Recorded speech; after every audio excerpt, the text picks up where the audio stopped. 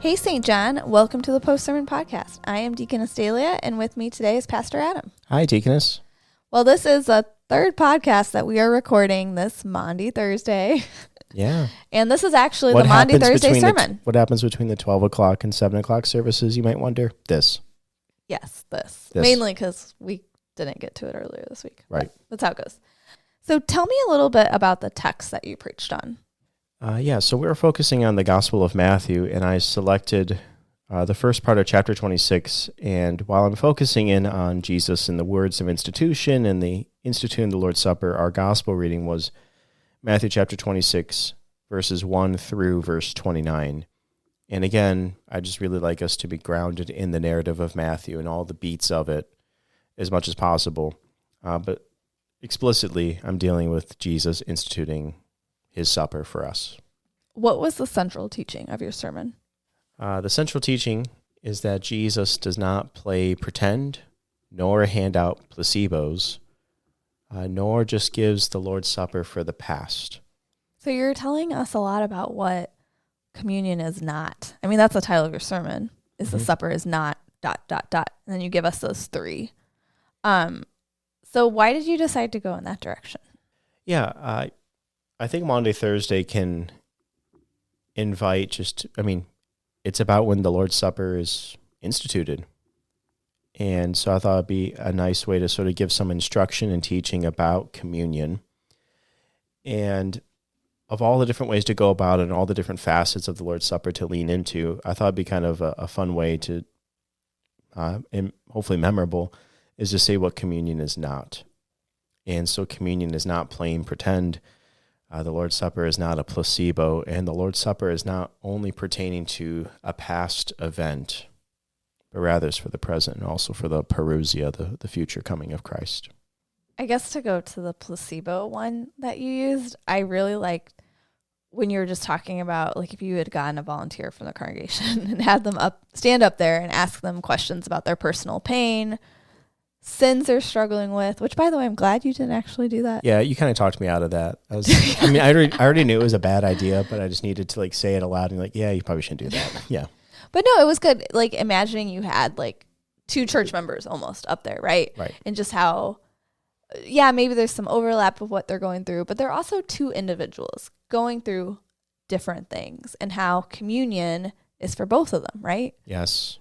I don't know, and I remember talking to you after your sermon and mentioning how we do stress the communal aspect of communion a lot, which we should, right? It's something we do together. It's not just an individual act.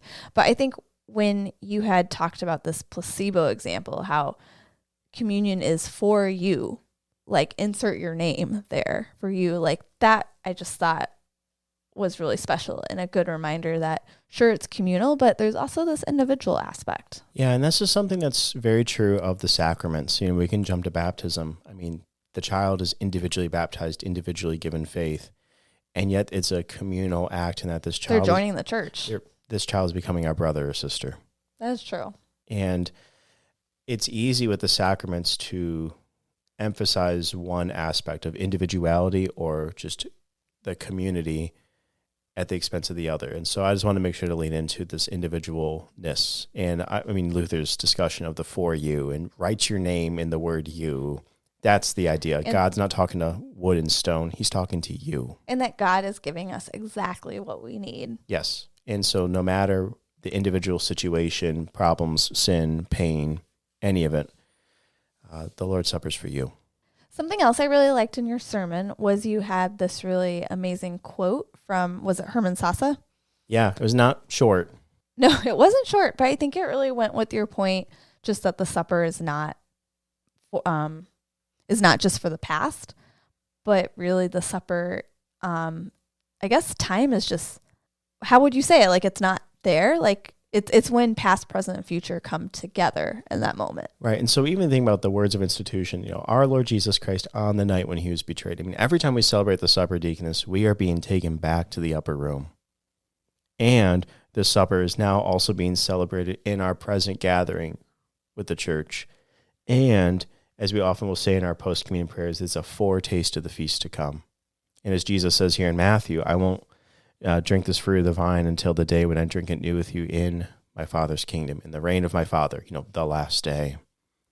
And so one of the beautiful realities of this sacrament is time breaks down. Past, present, and future are all merged here. And so Sassa's, I love Herman Sassa's writing, and he's probably one of my favorite theologians to read these days. And I love his whole discussion of how does the church endure disappointment? And the specific disappointment is Jesus hasn't come back yet.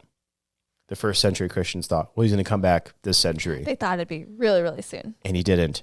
And the next century and the next generation. And essentially every generation of Christians thinks this is the worst it can be. Clearly Jesus has to come back. And he hasn't yet.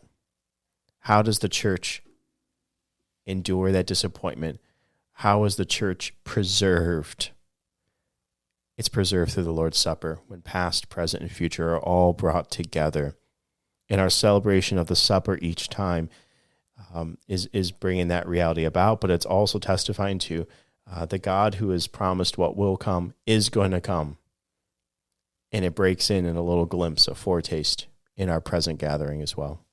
It's like one of those mysteries. I mean, there's a lot of mysteries in the church that's hard to really grasp, but especially this one, like how, I mean, I guess knowing this, like, what do you think that means for us? Like, how does that benefit us, knowing this and knowing that, and maybe not just that, but maybe all three, that this isn't just playing pretend, that this is his real body and blood, that this is for you.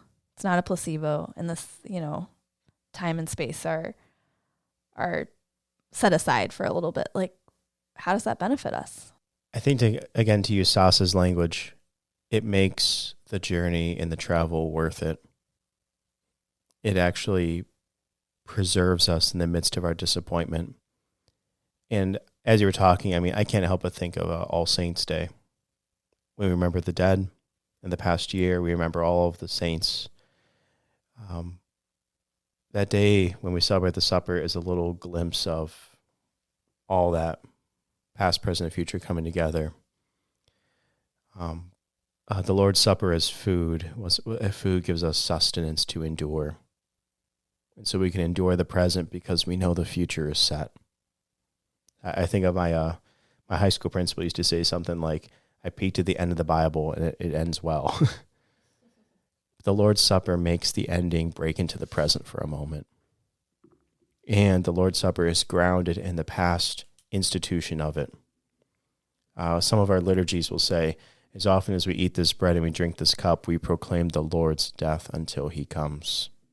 That's why it's always on the night he was betrayed. We are grounded in that past event and brought to it as well. It's the more you dwell on what's going on in the supper, it's incredible. And I appreciate that we get to think more fully about it each year at Maundy Thursday. And I love the Sasa stuff that he does. And his writing is really superb on the supper.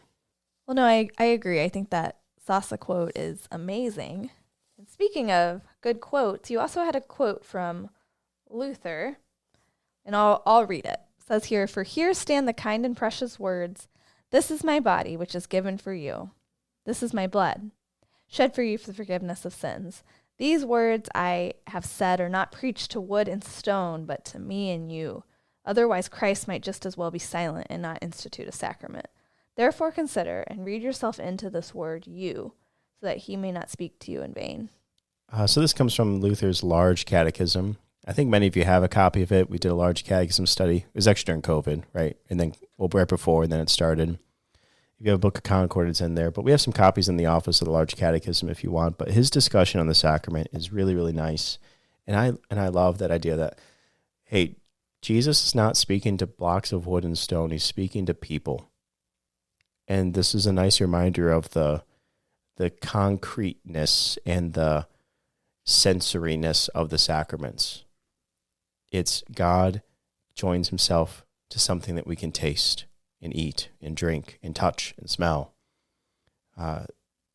Jesus is really here with us. And then, of course, Luther's great gospel move of the "for you" is singular. Write your name in there. When you hear "for you," write your name. it's just really nice. And his discussion in the large catechism is worth reading and commendable to all.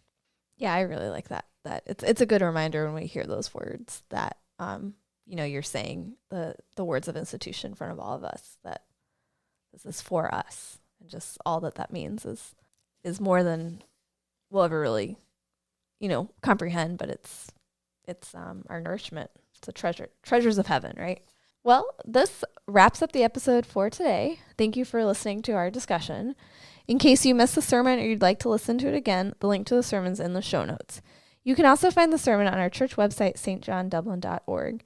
If you, the listener, would like to submit a question about a sermon, please email us at podcast@stjohndublin.org. Thank you, Pastor, for joining me and for feeding us the word this week.